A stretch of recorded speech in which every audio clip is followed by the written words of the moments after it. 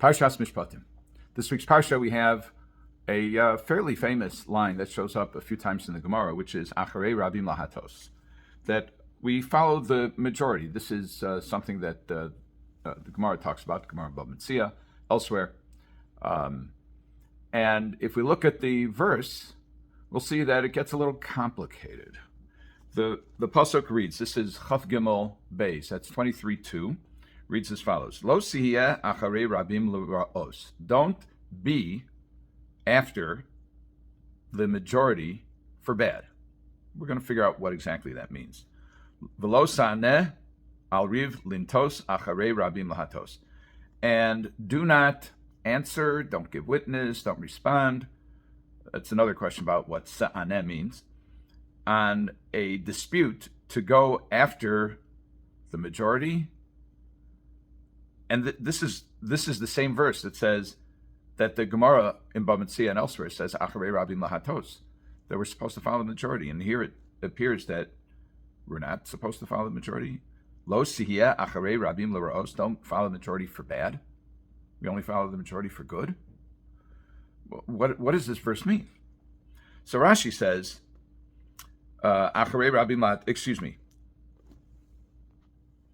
Rashi says that there are many explanations. Yesh b'mikra midrashei chachmei Yisrael. There are many midrashim. There are many ways that the sages have extracted meaning from this verse. Aval ein lashon mikra miyusha behen alfon. They don't appear to be consistent with the style, with the language of the verse. Rashi's not saying that they're not legitimate.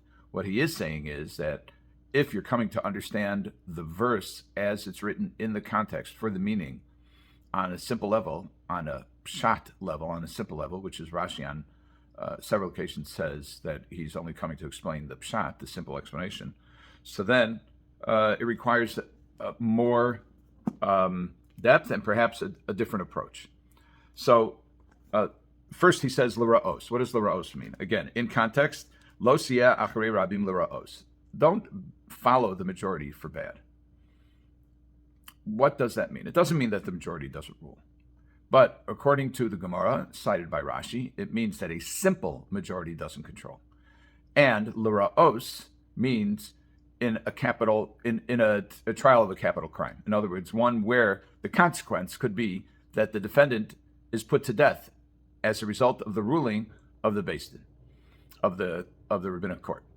So a simple majority, and this is the halacha, it's quoted in the Gemara in Sanhedrin, a simple majority does not result in a condemnation or a guilty verdict against the defendant. There must be a minimum spread between those who vote on the Beis Din, those who vote for a guilty verdict, and those who vote for that not guilty.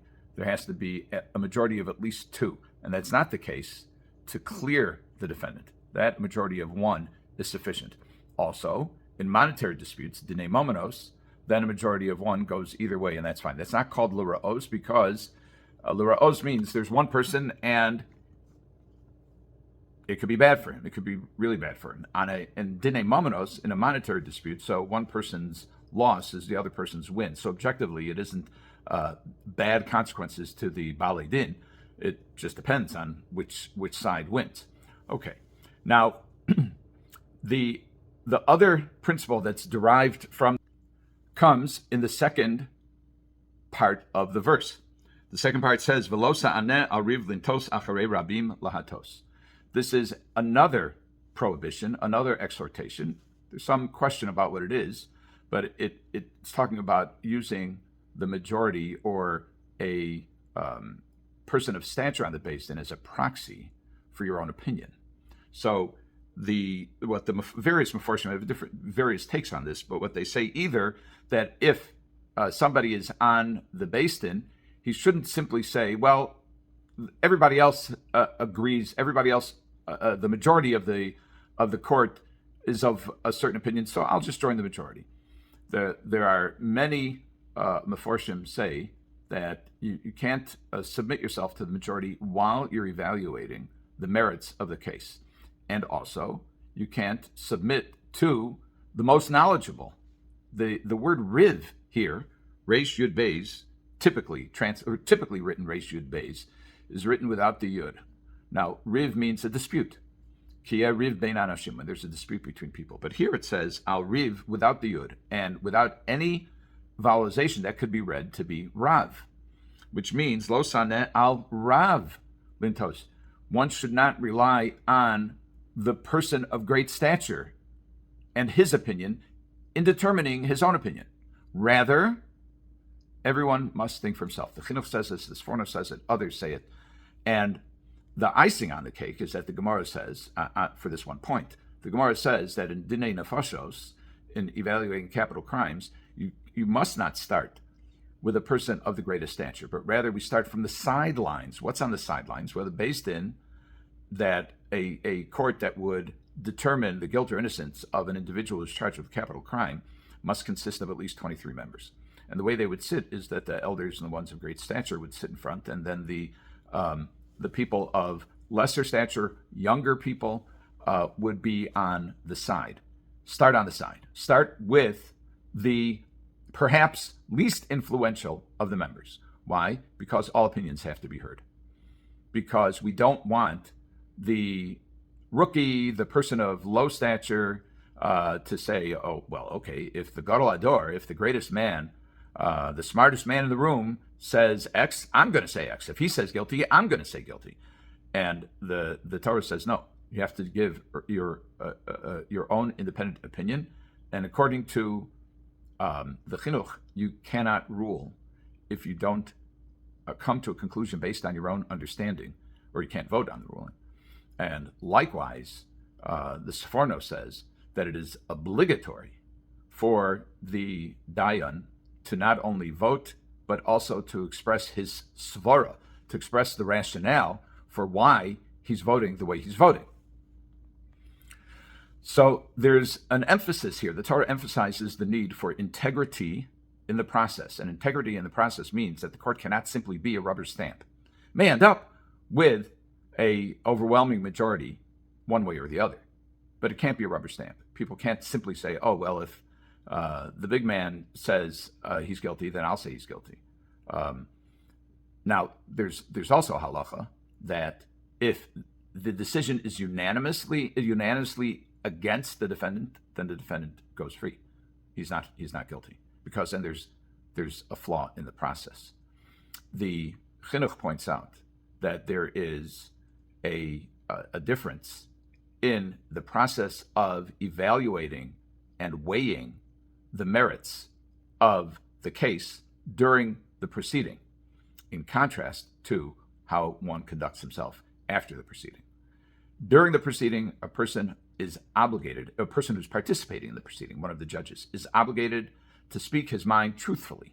And if it disagrees with every single other judge on the panel, if he disagrees, he is obligated to express his disagreement. And he cannot, out of profound respect or a desire to preserve his own reputation, he cannot be mateh es hadin. He can't bend the law or corrupt the law by not expressing his genuine opinion. There's even an opinion among one of the Meforshim that one is not allowed to game the system in order to achieve the result he wants. So, for example, we mentioned that if everyone agrees on the basis that the defendant is guilty, then he's not found guilty. So one could say, well, I want him to be found guilty, and I'm the 23rd vote, so I'll vote in favor of his innocence. I will vote against guilt, and therefore he'll be guilty. Can't do that. I believe it's in the Hak'sav V'hakabala. He says that you can't game the system in order to achieve the result that you want. The process must have integrity, and you, as a dayan, as a judge, must have integrity during the process. Once the ruling is given, it's given by the majority, that is the ruling, then everyone must conform to that ruling, whether you dissent or you don't dissent. That's a separate issue. But in evaluating the claim, a person must exercise his own independent judgment. And that is probably a lesson that we would all do well to learn and to follow in our own evaluation of merits, which is simply because somebody who we respect, says that something goes one way or another, is not a substitute for thinking independently. We know the famous observation, and it is usually intended as a jab and a critique. Two Jews, three opinions. And rather than a critique, that is something that is a tradition, and that is something, not two and three, but that we all think independently. We are called by the Torah to fiercely defend our independence of thought, so that in a free and candid exchange of views, hopefully, we can arrive at the truth. Have a good chance.